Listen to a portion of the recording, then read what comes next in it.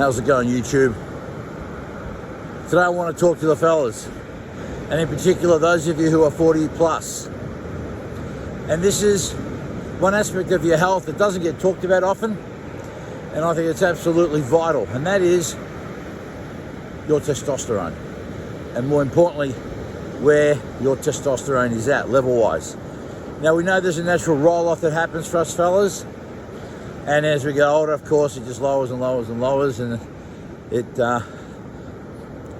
doesn't help with your muscles and bones. In fact, they atrophy faster as your testosterone drops.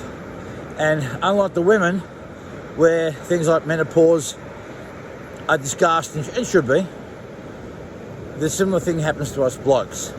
It's a little bit different. It's a slower, more gradual decline, but nonetheless, the net result is pretty similar. Now, I'm not dispensing advice here as a doctor, physician, or an endocrinologist, but what I'm going to suggest you do is that next time you go in for a blood check test and do all your other checks, get a full testosterone screening.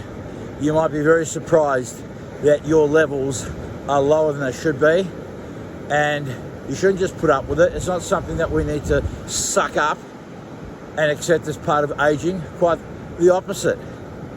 If you can't find a doctor that's going to give you one for whatever reason, because they think you're too young or it's not valid, get rid of your doctor and find someone else. I'm sure you will find someone who's going to take your concerns on, and more importantly, do the necessary tests that you need.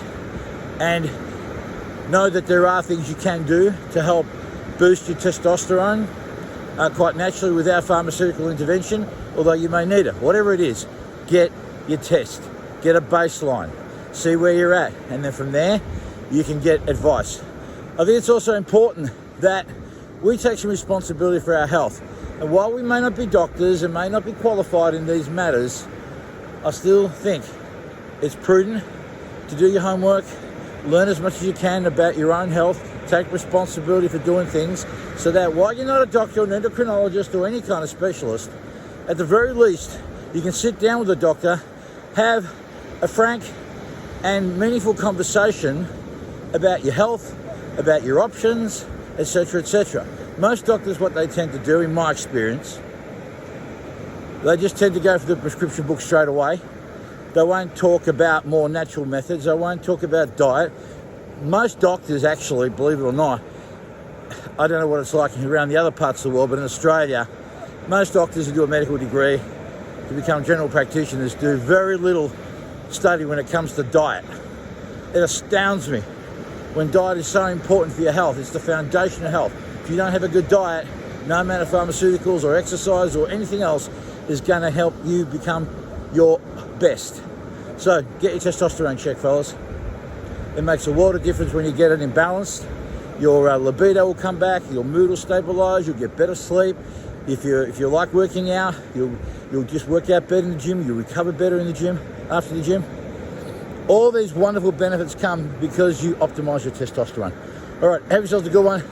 Please remember, be nice to each other, but more importantly, be nice to yourselves. If you like the content, please like, share to your friends, especially the blokes you think may need to hear this message. All right, have a good one.